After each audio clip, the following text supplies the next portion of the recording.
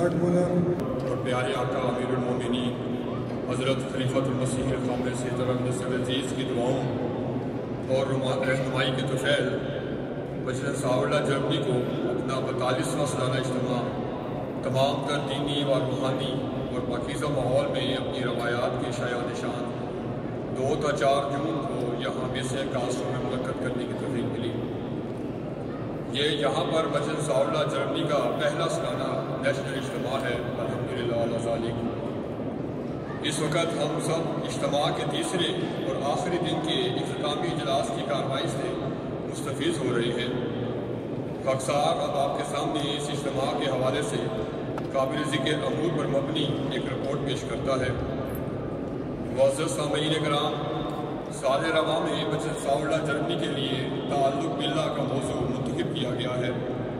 ہمارے سالانہ اجتماع کا عنوان بھی یہی ہے۔ جیسا کہ آپ سب یہ جانتے ہیں کہ سال رواں 2023 ہم سب کے لیے ایک یادگار اور تاریخی سال ہے، کیونکہ اس سال جرمنی میں احمدیت کے قیام کی پہلی صدی مکمل ہو رہی ہے۔ یہ ہم سب کے لیے ایک اعزاز اور خوشی کی بات ہے کہ اللہ تعالیٰ نے ہم سب کو اس تاریخی جوبلی سال کے موقع پر اس اجتماع میں شریک ہونے کی توفیق عطا فرمائی۔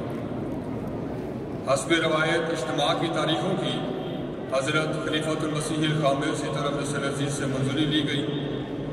اس کے بعد سرسا مجلس ثاء جرمنی سے 16 رکنی بورڈ اور 111 رکنی سالانہ اجتماع کمیٹی کی منظوری لی گئی۔